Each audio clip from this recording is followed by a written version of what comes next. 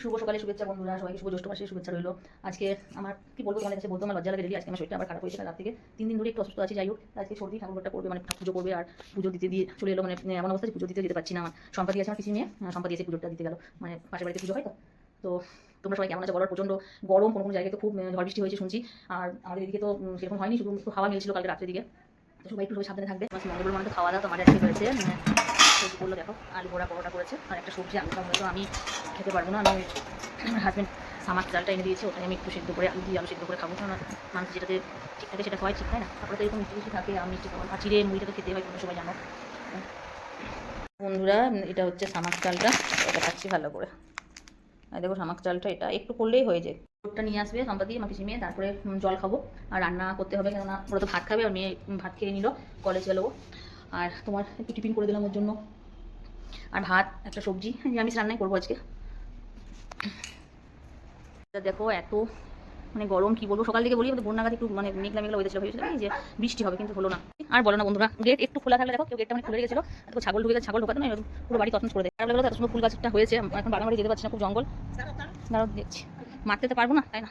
মানে আমাদের বলছি না, আমাদের গেটটা খোলা রাখাই যায় না, খোলা রাখা যায় না। দেখো এরকম করে লাগাতে হয়, এটা তো লাগানো যাবে না, না তাহলে সবাই আসতে এটা লাগালে তাহলে সুবিধা হয়। দিয়ে অসুবিধার জন্য অনেক শরীর খারাপ হয়েছিল, কতদিন আসতে পারিনি, তো আসে চা খেয়ে যাই, তো বসে থাকে। এই যে ছাগলটা ঢুকেছিল, অসুবিধা দিয়ে দেখলো, বার করলো নিজের বাড়ির মতো। বলেছি যতদিন আসবে। আমার মেয়ে রেডি, এবার কলেজ যাবে। দেখো কি অবস্থা হয়ে আছে। এখন না কলেজ যাবে, ততক্ষণে কিছু কাজ করতে পারবো না, শুধু ভাতটা হয়ে আছে, সবজিপাতি কিছু এখন রান্না কিছু করিনি। মানে একদিক থেকে ফ্রি হয়ে গেলাম যে বাবু আমাদের বাবু সোনার আমার সব রেডি করে দিচ্ছি, টিফিন খাওয়া হয়ে গেছে, ওরা কলেজ যাচ্ছে, তারপরে আমি আস্তে আস্তে রান্না করবো। আমাদের বাবু সোনা রেডি হয়ে গেছে। দেখো প্রচণ্ড রোদ, কিন্তু যার যেটা কাছে করতে হবে।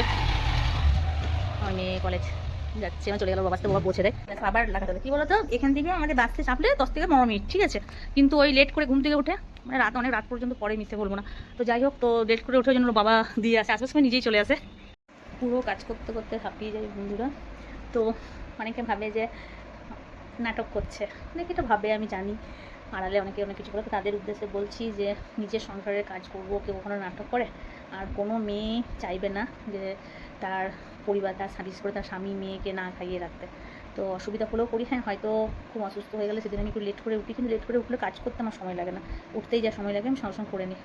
তো এখন তো ইদানিং আমার বন্ধুরা এই কিছুদিন শরীরটা খুবই খারাপ, মানে কিছু না কিছু হচ্ছে, বিশেষ করে হাঁপিয়ে যাচ্ছে, এই জিনিসটা হচ্ছে, উইক আছে, হিমোগ্লোবিন একদম কম যাকে বলে, ওই জন্য হাত পাগুলো টেনে নিচ্ছে।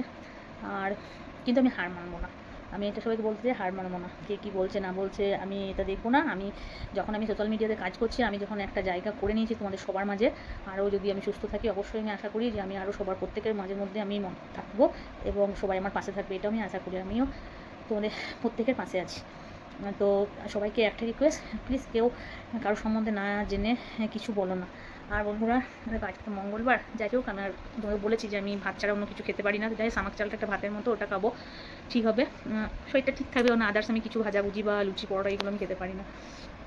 আর একটা কথা হচ্ছে, আবার এটা আমার হয়েছিল অনেকদিন আগে, 1 বছর আগে আমার এটা হয়েছিল, পুরো বডি জ্বালা, আবার কাল রাত থেকে শুরু হয়েছে, জানি না কবে সুস্থ হবো। তো ট্রিটমেন্ট আমার চলছে, সব রকম ব্যবস্থা চলছে, বুঝতে পারছো তোমরা আরেকটা কী ব্যবস্থা চলছে। যাই হোক, তো মাথা পুরো জ্বালা করছে, বরফ নিয়েছিলাম একটু আগে, আর হাত পা তো পুরো জ্বালা করছে, এগুলো নিয়েই আছি, কিন্তু হ্যাপি আছি, যতক্ষণ নিঃশ্বাস থাকবে আমি হ্যাপি থাকবো। আর তোমাদের প্রত্যেককে একটা কথাই বলছি, যখন তোমরা একটা সফলতার পথে এগোচ্ছ, কে কী বলছে একদম শুনবে না, মানে কারোর কথা কান দেবে না, কেননা তোমাকে কেউ 1 টাকা দিয়েও কেউ সাহায্য করবে না। আজ আমি সোশ্যাল মিডিয়া থেকে যতটুকু পাচ্ছি, তোমাদের সবার ভালোবাসা, ছোটো বড়ো ভালোবাসা, আশীর্বাদে পাচ্ছি, আমি খুব গর্বিত, আমি ওইটুকু পেয়ে খুব গর্বিত। আমি জানি যে আমি ওটাই আমার প্রাপ্য, আমি ওই রকমই যোগ্য। হ্যাঁ হয়তো আমি যদি আরও এগিয়ে যাই, তোমাদের সবার মাঝে একজন হতে পারি, যাই হোক, তো হয়তো আরও আমি অনেক আর্নিং করতে পারবো, আমিও আমার পরিবারের পাশে থাকতে পারবো। তো তার জন্য তোমাদেরও একটু পাশে থাকবে বন্ধুরা আমার। আর বিশেষ কিছু বলছি না, সবাইকে শুভ দুপুরে শুভেচ্ছা। ঠাকুরের কাছে এটাই বলো যাতে আমি তাড়াতাড়ি সুস্থ হয়ে যাই। আজকে জ্বালাটা একটু বেশিই করছে, মানে পুরো মাথা জ্বালা করছে, থাকতে পারছি না, আর একটু কষ্ট লাগছে, তাও হ্যাপি। টাটা।